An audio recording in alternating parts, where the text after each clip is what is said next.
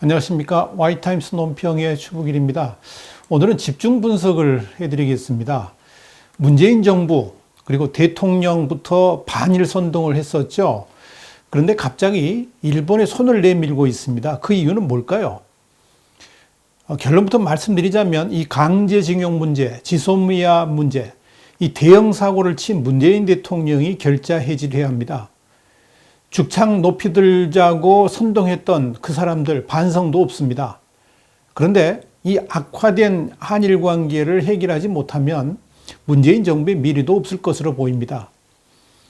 올 여름에 이 청와대와 집권 여당이 반일 감정 선동으로 재미를 톡톡히 봤지요. 지지율도 상당히 올랐었습니다. 대통령부터 선봉에 서가지고 이순신 장군의 12척 배를 들먹였고요. 청와대는 죽창가를 내세우면서 의병을 일으킬 만한 사안이라 이렇게 말을 했습니다. 심지어 여당은 당 공식 회의에서 일본 패망론을 쏟아냈고요. 도쿄올림픽 보이콧을 호언장담하기도 했습니다. 여기에 민주연구원은 한일 갈등이 내년 총선에서 여당에 유리하게 작용할 것이다. 이런 보고서를 만들어가지고 소속 국회의원들한테 돌렸습니다. 문재인 정부의 반일 선동에 북한도 적극적으로 맞장구를 쳤죠. 조선중앙통신, 노동신문 이런 북한 관영 매체를 통해 가지고 한국에서 발생한 반일 집회 그리고 일본 제품 불매운동 등을 소개하면서 일본의 사죄를 받아내고 굴욕관계를 청산하자 이렇게 선동을 했습니다. 국익이고 뭐고 없었고요. 그저 반일 감정을 통해서 정치적 이득을 얻겠다는 철저한 정치 선동만 있을 뿐이었습니다. 반일 선동을 하는 이 사람들에게 역사의식도 없었고 국가의 존재 의미조차 아예 생각하지를 않았습니다. 1965년 체제 청산 문제는 운동권에서나 나올 법한 주장들인데 이걸 굴욕적 협정이라 그러면서 정부가 앞장서서 파기하자고 나선 겁니다. 여러 차례 제가 언급을 했습니다마는 이 국가 간의 합의, 특별히 조약을 일방적으로 변경한다든지 취소하는 거, 이건 국제법으로 확립된 규칙에서 완전히 벗어나는 거 아니겠습니까? 그런데 문재인 정부는 아랑곳하지 않았습니다. 한일 청구권 협정을 사실상 일방 파기하려고 하는 문재인 정부의 시도는 사실상 양국 간 단교로 이어지는 최악의 사태로까지 갈 수 있음에도 불구하고 선전선동의 눈먼 정권이 기어이 사고를 치고 만 겁니다. 다시 한번 강조합니다마는 국제법상 각 나라는 내부적인 이유로 국제법의 의무를 회피해서는 안 됩니다. 설령 사법부가 국제법에 어긋난 판결을 했다 할지라도 그건 국내 안에서 풀어야지 이 문제가 국제 간 협약을 넘어서는 안 되는 겁니다. 만약 사법부의 판단에 따라서 한 국가가 갖는 국제적인 의무가 변경된다든지 면제가 된다 그러면 국제법과 국제 질서는 성립되지 않는 것 아니겠습니까? 그럼 미개한 국가는 하는 거죠. 나라도 아닌 나라들이나 그렇게 하는 거죠. 그러니까 외교적 사항을 사법부가 넘어설 가능성이 생기면은 당연히 행정부가 개입을 해가지고 국제법적 문제가 발생하지 않도록 조정해야 됩니다. 이것이 국가죠. 이건 어느 나라든 외교는 사법부가 아니라 행정부에 속해 있는 권한이기 때문에 그렇습니다. 그런 관점에서 박근혜 정부 당시에 강제징용 문제가 사법부 안에서 제기됐을 때 박근혜 전 대통령이 외교적 범위를 넘어서지 않도록 하라고 조율한 것은 이건 국가 통수권자로서 당연히 해야 될 업무였습니다. 그런데 문재인 정부는 이걸 적폐라고 규정을 했고 그렇게 했다고 사법 처리를 강행해 버린 거 아닙니까?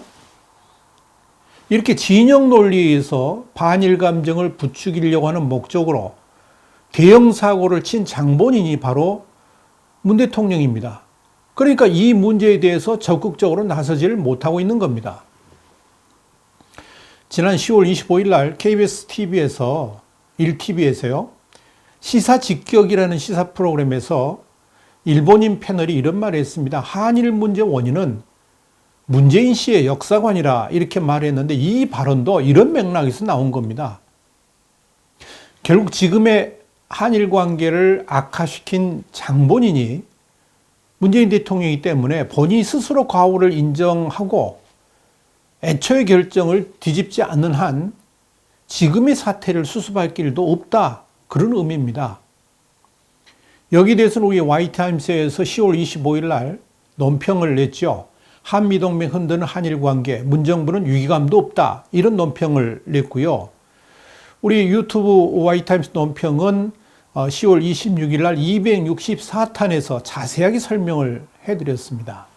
자, 이랬던 사람들이 이렇게 반일 프레임으로 국민들을 선동했던 사람들이 요즘 갑자기 일본의 손을 내밀고 그들의 손을 붙잡고 있습니다.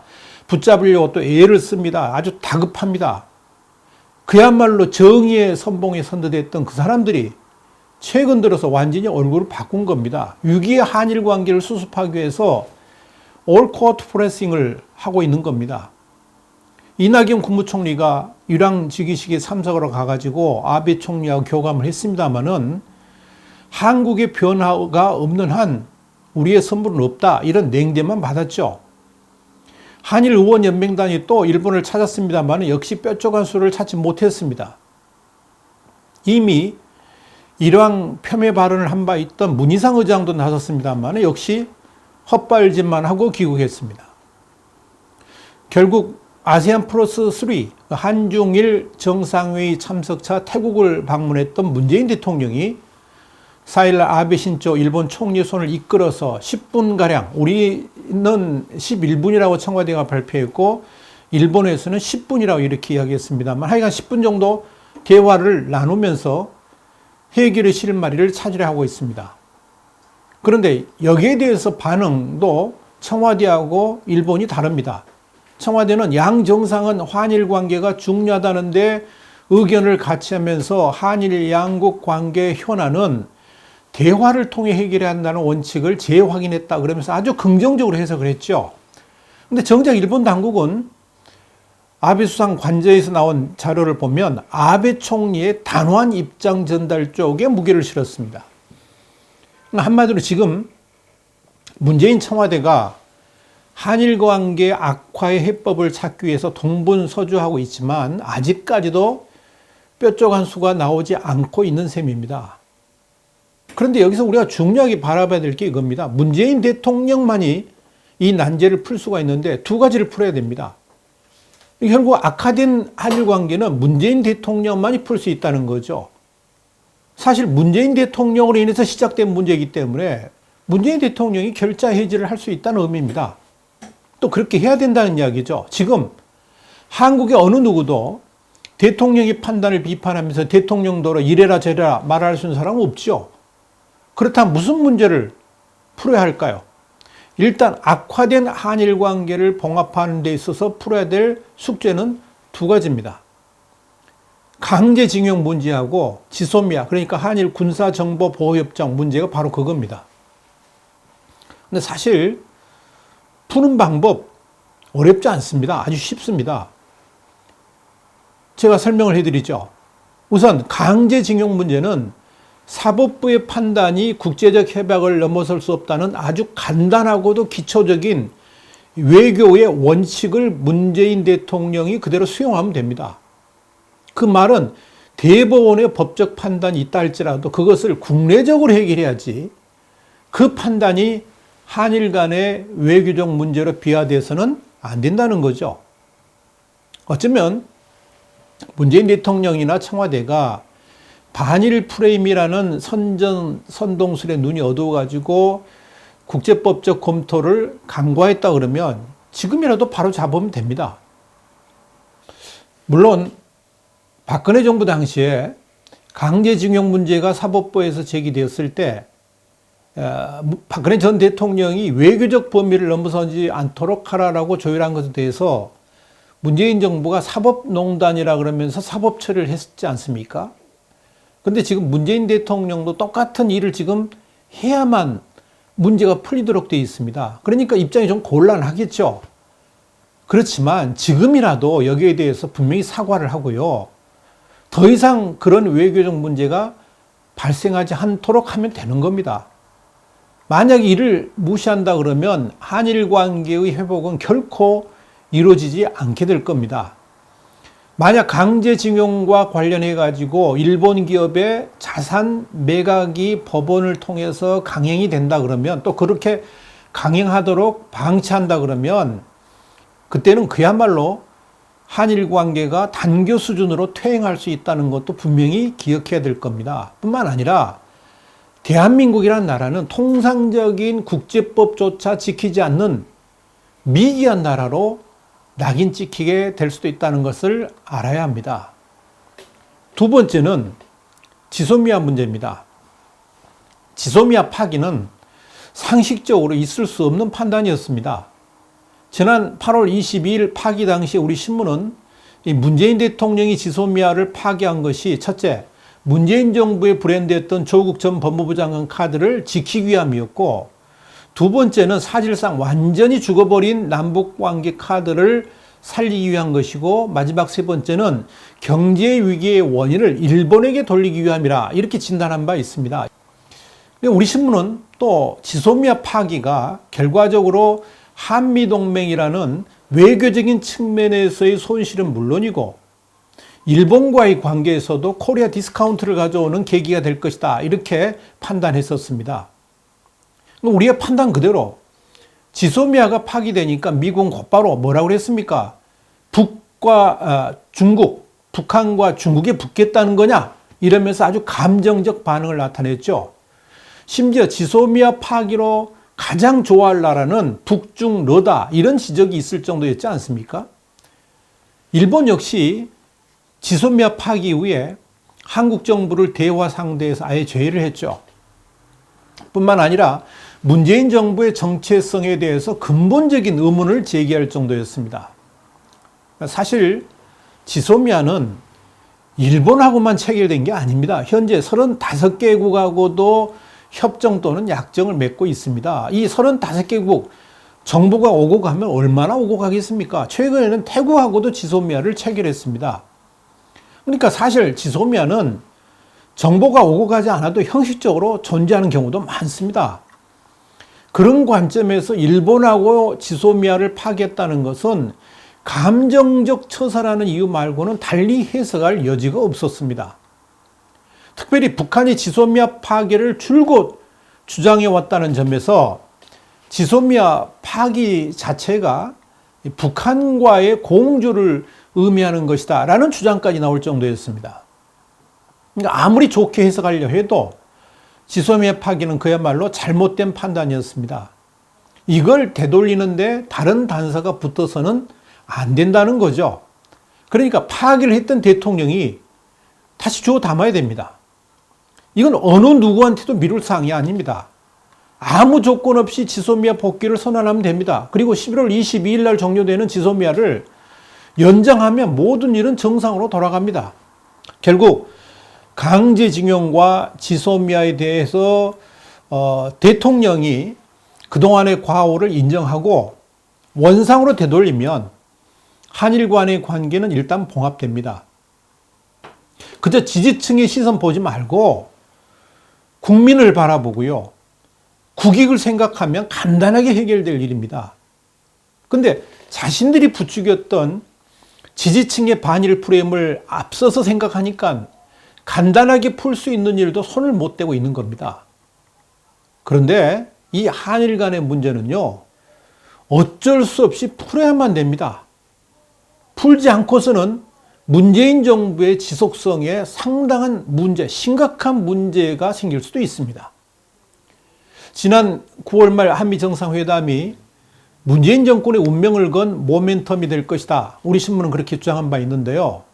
같은 관점에서 미국은 한국 정부를 전면적으로 압박하고 있는 겁니다. 지난주에 미국 워싱턴에서 한미일 정보기관의 수장들이 비밀리에 한자리에 모였습니다. 이 일정 후에 서훈 국정원장은 지소미아의 원상복귀 가능성을 피력했습니다. 이뿐 아닙니다. 미국 국무부의 키스 클라크 경제차관, 데이비드 슈렐 동아시아 태평양 담당 차관보, 또 제임스 드하트 방위비 분담 협상 수석 대표, 이런 분들이 5일날 동시에 한국을 방문했습니다. 주한미군 방위비 문제도 있습니다만은 문재인 정부에 대한 압박을 하기 위한 것으로 해석이 됩니다. 지소미아 만료일이 오는 22일로 다가온 상황에서 이제는 더 이상 문재인 정부가 엇나가지 않도록, 그리고 마지막 남은 이 기회를 놓치지 않도록 결단을 촉구하기 위한 것이 아닌가 보여집니다. 분명한 것은 문재인 정부가 여기에 대해서 확실한 결단을 하지 않는다 그러면 앞으로 심각한 문제가 올 수 있다는 겁니다. 그러니까 미국 정부가 문재인 정부에 대해서 확실한 한미일 동맹편으로 인식하지 않고 있다는 것을 기억해야 됩니다. 그러니까 미국은 문재인 정부가 오히려 북중러의 편에 서 있다는 의심을 하고 있습니다. 그러니까 한일 간의 지소미아 보고는 문재인 정부가 다시 한미일 동맹편으로 돌아오겠다는 첫 신호로 받아들여지고 있다 하는 겁니다. 그러니까 이 문재인 정권이 지소미아 복원을 위해서 신경 쓰지 않을 수가 없는 겁니다. 문제는 결국 문재인 대통령의 결단입니다. 자신의 실수 또는 오만을 인정하고 되돌리면 간단합니다만은 그렇지 않는다 그러면 문재인 정권은 엄청난 위기 속으로 빠져들 가능성이 충분히 있습니다. 지금 문재인 정부는 일본의 아베 정부한테 강제징용과 지소미아 복귀를 위한 명분을 달라고 요구를 하고 있습니다만은 일본은 아예 거들떠보지도 않고 완강하게 거부하고 있는 거죠. 문제를 만든 사람도 문재인 대통령이고 문제를 풀 수 있는 사람도 문재인 대통령이라 보기 때문에 일본 정부가 쉽사리 이 문제 해결을 위한 명분을 주려고 하지 않는 겁니다. 이번에 만약에 해결됐다 할지라도 일본 정부가 명분을 줘도 해결됐다 할지라도 문재인 대통령이 또 번복을 한다 그러면 이건 이제 더 심각한 문제가 생기니까 그런 거죠. 그러다 보니까 문재인 대통령의 스텝이 완전히 지금 꼬여 있는 겁니다. 과연 문 대통령이 자신의 과오를 솔직히 인정하고 국익의 관점에서 문제를 풀어갈지, 아니면 그럼에도 북한의 눈치를 보면서 지지자들의 시선만 쳐다보게 될 것인지는 두고 볼 일입니다. 호미로 막을 수 있는 일을 나중에는 가래로도 못 막는 그런 상황이 올 수도 있습니다. 이것이 문재인 대통령이 주는 경고입니다. 오늘 와이타임스 논평은 집중 분석을 해드렸는데요. 반일 선동을 하던 문재인 대통령과 청와대 정부 여당이 갑자기 일본에 손을 내밀고 화해를 하자고 합니다. 그런데 강제징용 문제가 해결되지 않고서는 지소미아 문제도 해결되지 않을 것이고, 이 강제징용과 지소미아에 대한 문제, 대형 사고를 친 사람은 문재인 대통령이니까 결자 해지를 해야 되는데 문재인 대통령이 스스로의 과오를 인정하지 않고 여기에 대해 손을 대지 않으려고 그러면 이제 한일 관계는 더 이상 회복되지 못하는 국면으로 가게 될 것이고, 그렇게 됐을 때는 문재인 정권의 지속성도 상당히 심각한 그런 국면으로 가게 될 겁니다. 와이타임스 논평이었습니다. 다음 시간에 다시 뵙겠습니다. 감사합니다.